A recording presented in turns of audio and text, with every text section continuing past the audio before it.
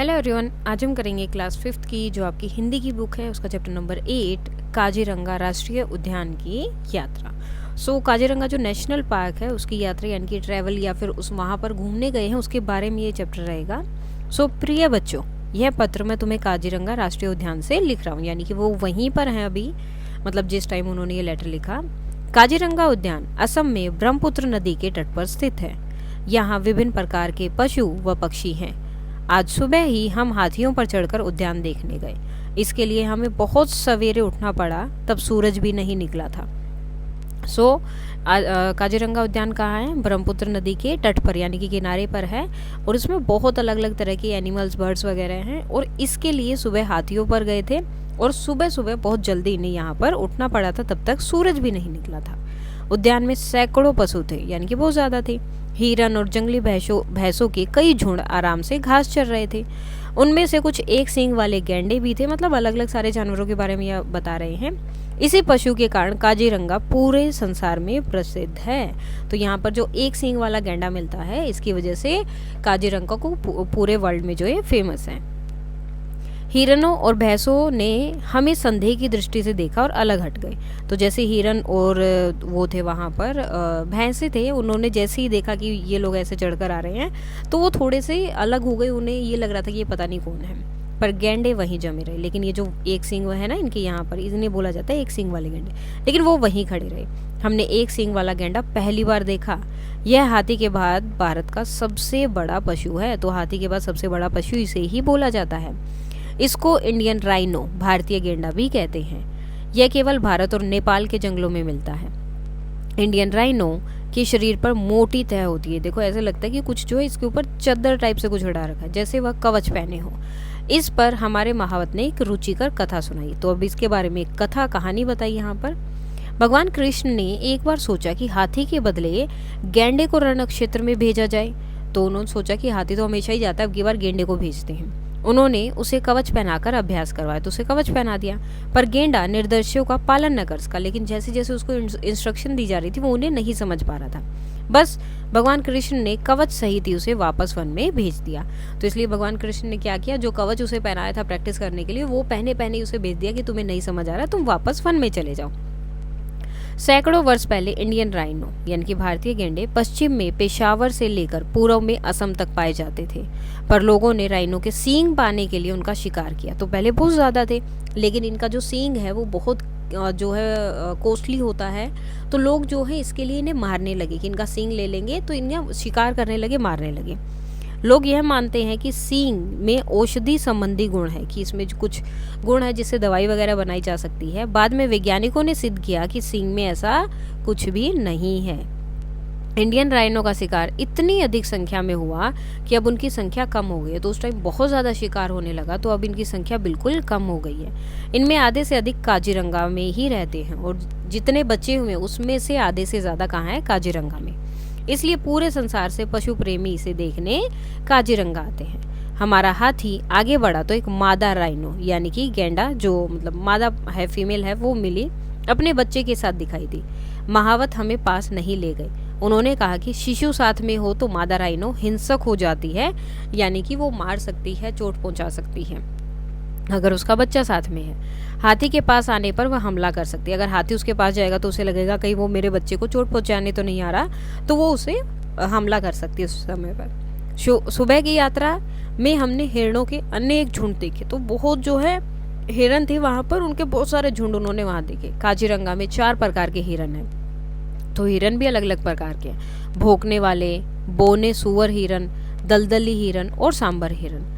हमें वहाँ जंगली सुअर भी दिखाई दिए। हमारी यात्रा शीघ्र यानी कि जल्दी ही समाप्त हो गई, खत्म हो गई।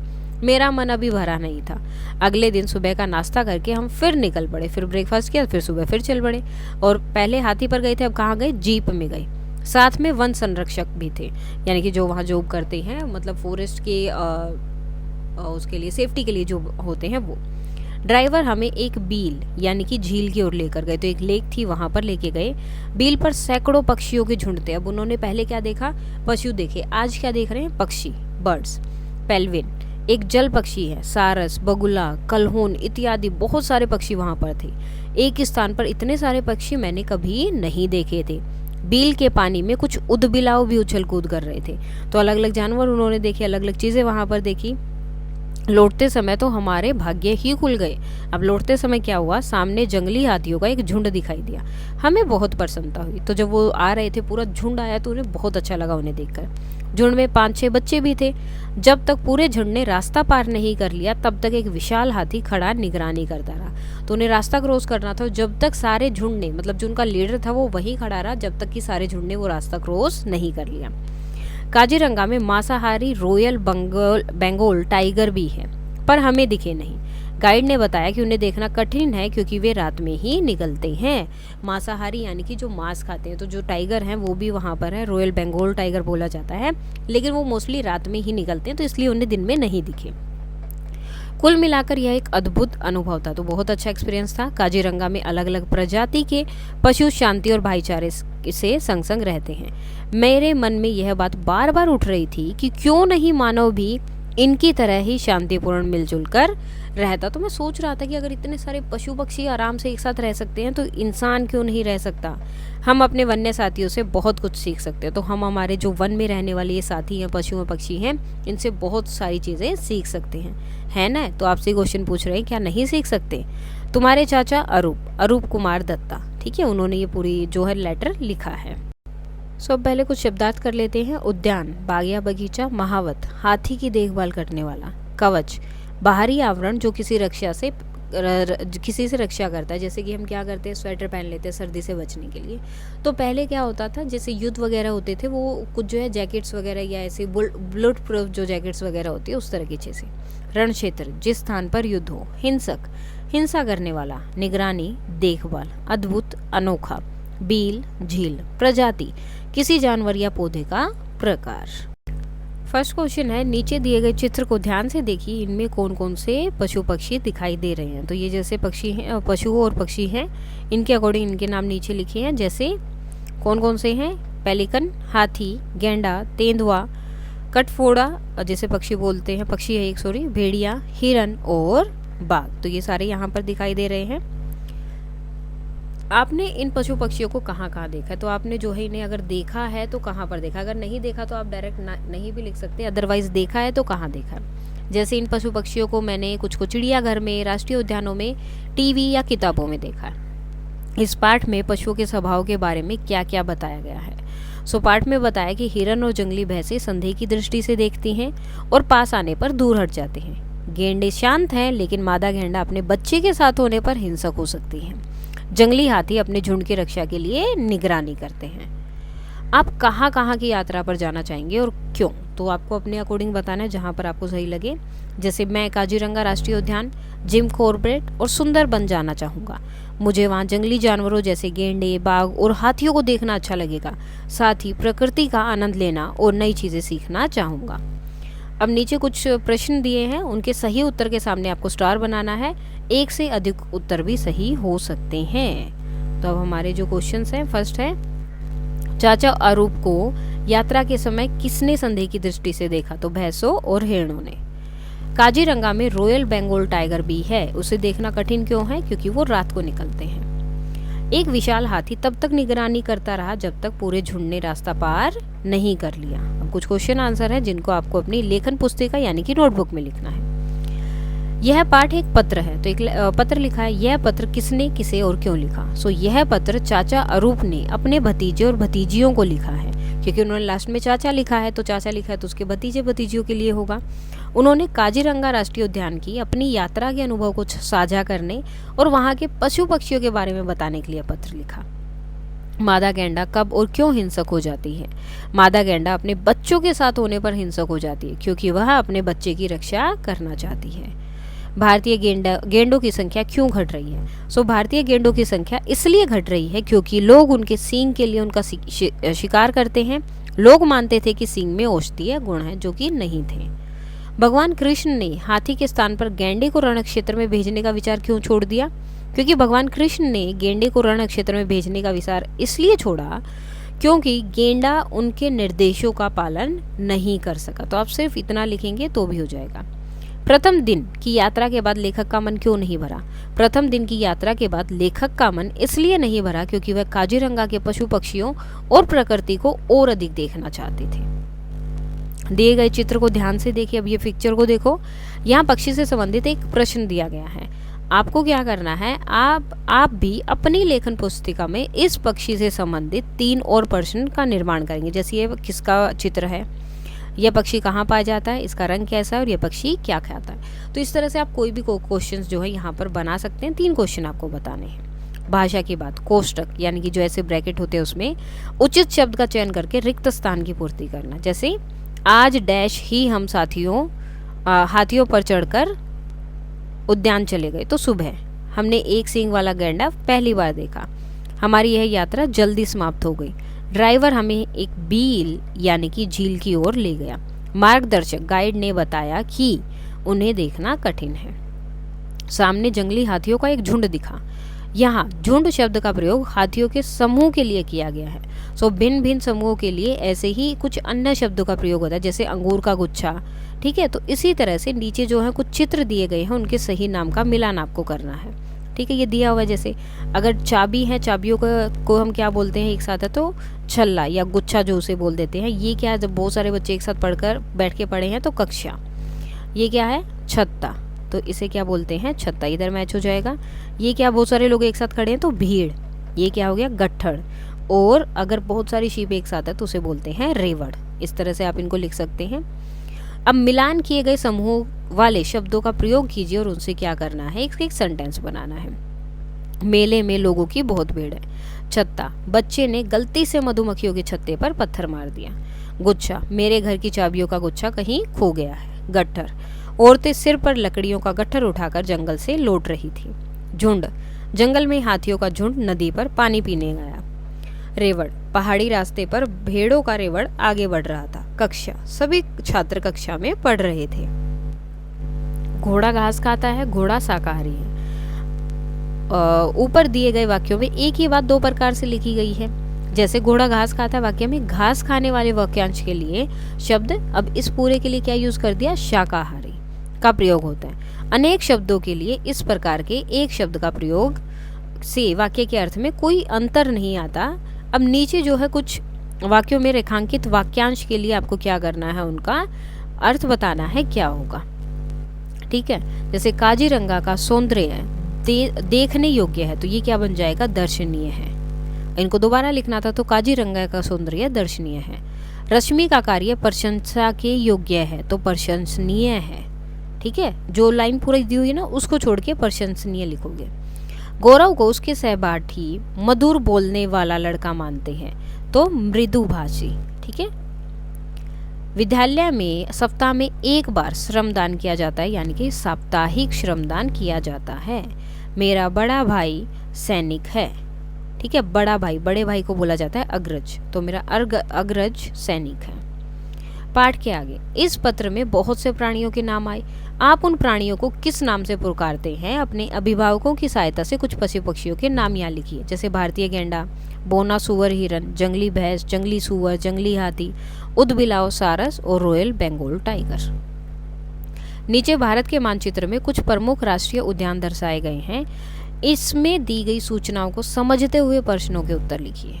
तो अब जैसे ये देखो, हिमाचल प्रदेश ग्रेट हिमालयन राष्ट्रीय उद्यान जैव विविधता के लिए प्रसिद्ध है, तो यहाँ पर सबके बारे में लिखा है। उत्तराखंड, यहाँ पर क्या है, जिम कॉर्बेट राष्ट्रीय उद्यान है, भारत का सबसे पुराना और प्रथम राष्ट्रीय उद्यान, बाघों, हाथियों, हिरण और पक्षियों के लिए प्रसिद्ध है।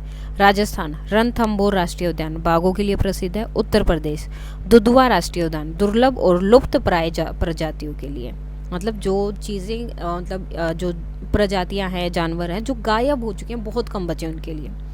मध्य प्रदेश, कान्हा राष्ट्रीय उद्यान बारासिंगा के लिए। असम, काजीरंगा एक सींग वाले गैंडे के लिए। पश्चिम बंगाल, सुंदरवन राष्ट्रीय उद्यान रॉयल बंगाल टाइगर के लिए। ओडिशा, सिमिलीपाल राष्ट्रीय उद्यान बाघ अभ्यारण्य है।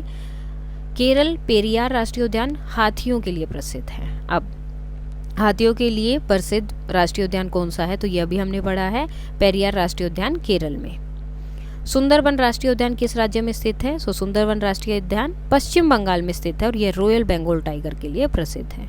भारत का सबसे पुराना और प्रथम राष्ट्रीय उद्यान कौन सा है और ये किस राज्य में है? सो भारत का सबसे पुराना और प्रथम राष्ट्रीय उद्यान है जिम कॉर्बेट राष्ट्रीय उद्यान, जो उत्तराखंड में स्थित है। अब स्तंभ क और ख यानी कि इन दोनों का आपस में मेल करना है कि कौन किस लिए। जैसे पेरियार राष्ट्रीय उद्यान केरल में है, एक सींग वाला गैंडा। काजीरंगा राष्ट्रीय उद्यान, दुधवा राष्ट्रीय उद्यान दुर्लभ और लुप्तप्राय प्रजातियों के लिए ओडिशा में, सिमलीपाल राष्ट्रीय उद्यान और कान्हा राष्ट्रीय उद्यान मध्य प्रदेश। नाउ राष्ट्रीय उद्यान एक ऐसा क्षेत्र होता है, राष्ट्रीय उद्यान है क्या, तो एक ऐसी जगह है जिससे सरकार द्वारा प्राकृतिक पर्यावरण के संरक्षण के लिए सुरक्षित रखा जाता है कि जैसे हमारा नेचर है उसको एज इट इज़ रहने देना है। वहाँ पर कोई जाके किसी भी प्रकार की मतलब ना तो पेड़ वगैरह कट कर सकते, ना जानवरों को कोई चोट पहुँचा सकता है, मतलब कुछ नहीं कर सकते, वो संरक्षित आप उसे मतलब एक तरह से उसको सेफ्टी वहाँ पर सिक्योरिटी दी गई है। यहाँ उपस्थित पेड़ पौधों पशु पक्षी अपनी प्राकृतिक अवस्था में संरक्षित है, जैसे उन्हें रहना चाहिए उसके अकॉर्डिंग, वहाँ पर कोई चेंज नहीं होंगी, जैसी वो जगह है वैसे ही रहेगी। भारतीय वन्यजीव संस्थान के अनुसार वर्तमान में भारत में 106 राष्ट्रीय उद्यान है। आप इसको आगे भी पढ़ सकते हैं। पुस्तकालय अन्य स्रोत, विद्यालय के पुस्तकालय में जाकर भारत के किसी भी एक पक्षी अभ्यारण्य के बारे में पढ़ना है आपको। अपने समूह में मिलकर वहां पर पाए जाने वाले पशु पक्षियों के चित्र एकत्रित कर या बनाकर अपनी कक्षा में प्रस्तुत कीजिए। आप अपनी पुस्तिका में निम्नलिखित जानकारी सम्मिलित कर सकते हैं। क्या क्या? प्रस्तुति में पक्षी अभ्यारण्य क्या? तो पक्षी अभ्यारण्य एक ऐसा क्षेत्र है जहां पक्षियों और उनके प्राकृतिक आवास की रक्षा की जाती है। इनकी स्थापना करने की आवश्यकता क्यों पड़ी? पक्षियों की प्रजातियों को विलुप्त होने से बचाने, उनके प्रजनन और आवास को सुरक्षित करने के लिए इनकी स्थापना की गई। भारत में कुल कितने राष्ट्रीय पक्षी अभ्यारण्य हैं? तो 70 हैं। भारत के 5 प्रसिद्ध राष्ट्रीय पक्षी अभ्यारण्य कौन से हैं? केवलादेव राष्ट्रीय उद्यान, सुल्तानपुर पक्षी अभ्यारण्य, नल सरोवर पक्षी अभ्यारण्य, चिल्का झील और वेंदाथंगल पक्षी अभ्यारण्य। तो ये जो हैं 5 प्रसिद्ध पक्षी अभ्यारण्य हैं। इनमें कौन से पशु पक्षी पाए जाते हैं? इनमें साइबेरियन क्रेन, सारस, बगुला, पेलिकन, फ्लेमिंगो और कई प्रवासी पक्षी पाए जाते हैं। नीचे दिए गए बादलों में पक्षी और बंदर का चित्र बना है, ठीक है, बनाया गया है। अब नीचे और भी कुछ है जिनमें आप भी दिए गए बिंदुओं को मिलाकर चित्र पूरा कीजिए और उनमें रंग भरिए। जैसे ये दिया हुआ है, आपको क्या करना है, इनमें कलर करना है, पहले बिंदुओं को मिलाना है, फिर इनमें कलर करके इस तरह से आपकी जो है इमेज बन जाएगी। घूमो देखो लोकतक झील मणिपुर। मणिपुर राज्य की लोकतक झील भारत की ऐसी एकमात्र ताजा पानी की झील है जो तैरती हुई दिखाई देती है। ऐसे लगता है कि जैसे वो तैर रही है। इस सुंदर झील में घनी जलीय घास के बड़े बड़े हिस्से तैरते रहते हैं, जैसे फुमदी कहते हैं, जिसे क्या बोलते हैं, फुमदी। वो तैरती रहती है तो ऐसे लगता है कि पूरी तैर रही है। सोचिए, इन फुमदियों पर मछुआरे अपनी झोपड़ी बनाकर रहते हैं और ये जो फुमदी उसके ऊपर तैरती है, वहां पर मछुआरे उसी फुमदी के ऊपर अपनी क्या करते हैं, झोपड़ी बनाते हैं और वहां पर रहते हैं। फुमदी का सबसे बड़ा द्वीप 40 वर्ग किलोमीटर क्षेत्रफल का है। इस द्वीप पर भारत तथा विश्व का एकमात्र तैरता हुआ नेशनल पार्क स्थित है और इसी पर जो है नेशनल पार्क भी बनाया गया जो तैर रहा है, जो केई बुल लामजाओ नाम से जाना जाता है। भारतीय वैज्ञानिकों के अनुसार फुमदी में बहु एंजाइम उत्पादक जीवाणु और पौधों की वृद्धि के लिए उपयोगी रसायन भी मौजूद हैं, यानी कि उससे जो है पौधे अच्छे से और बहुत जल्दी जो है विकसित होते हैं, बढ़ते हैं। यहाँ अनेक जलीय पौधे और जानवर बिना संरक्षण के फल फूल रहे हैं। मणिपुर का राज्य पशु संघई हिरण भी इस देश में घूमता हुआ, इस क्षेत्र में घूमता हुआ दिखाई देता है। तो मणिपुर का जो राज्य पशु है, जो मतलब उनका स्टेट एनिमल है संघई हिरण, वो भी इस क्षेत्र में मिलता है। तो ये फुमदी होती है। देखो, इन्होंने यहाँ पर घर भी बना रखा है, तो बहुत सारे लोग हैं और एक तैरता हुआ पार्क भी यहाँ पर बनाया गया है। हरे भरे पेड़ों की नगरी कुर्ग कर्नाटक। कुर्ग या कोडागू एक बहुत सुंदर पर्यटन स्थल है जो अपनी प्राकृतिक सुंदरता के लिए प्रसिद्ध है। यह कर्नाटक का एक प्रशासनिक जिला है। यहाँ के हरे भरे पहाड़ घने जंगलों, मसालों और चाय कॉफी के बागानों से भरे पड़े हैं। इस कारण इनकी सुंदरता अद्भुत है। कुर्ग 3 तालुकों क्षेत्रों से मिलकर बना है। तो ये 3 जो है क्षेत्र अलग अलग इसमें मिले हुए हैं, जिससे मिलकर ये बना है। कौन कौन से है? मदिकेरी, सोमवारपेट और विराजपेट। कुर्ग अपने शांत वातावरण और तथा सुंदरता के लिए पर्यटकों के मनपसंद स्थलों में से एक है। यहाँ का मौसम अधिकतर सौम्य ही रहता है, मतलब सही रहता है। गर्मी के मौसम में भी यहाँ का तापमान अधिक नहीं रहता, यानी कि ना ज़्यादा गर्मी ना ज़्यादा ठंड, इस तरह का मौसम नॉर्मली। कुर्ग की मंडल पट्टी पहाड़ी की ऊंचाई से आप आकाश में घूमते बादलों के स्मिप से देखने का आनंद उठा सकते हैं। कुर्ग कावेरी नदी का उद्गम स्थल है, यानी कि कावेरी जो नदी है वो भी यहीं से शुरू होती है। यहाँ से ब्रह्मागिरी तथा पुष्पगिरी अभ्यारण्य अनेक दुर्लभ पशु पक्षियों के घर हैं, जैसे एशियाई हाथी, चीटीदार हिरण, सांभर हिरण, गोर यानी कि भारतीय बाइसन आदि पशु तथा ग्रे हॉर्नबिल, नीलगिरी फ्लाईकेचर, पन्ना कबूतर आदि पक्षी जो है यहाँ पर पाए जाते हैं। तो ये जो कुर्ग का फोटो है, इसके साथ ही आपका चैप्टर हो जाता है कंप्लीट। यहाँ पर ये 2 पार्ट और बताए गए थे, जैसे चैप्टर में हमने पढ़ा उसी तरह से और भी बहुत सारी जगह हैं इंडिया में घूमने के लिए, उसमें से 2 पार्ट यहाँ पर हमें बताए गए। इसके साथ ही आपका चैप्टर हो जाता है कंप्लीट। कोई डाउट है तो आप बता सकते हैं। That's all for today and please like share and subscribe. Thank you.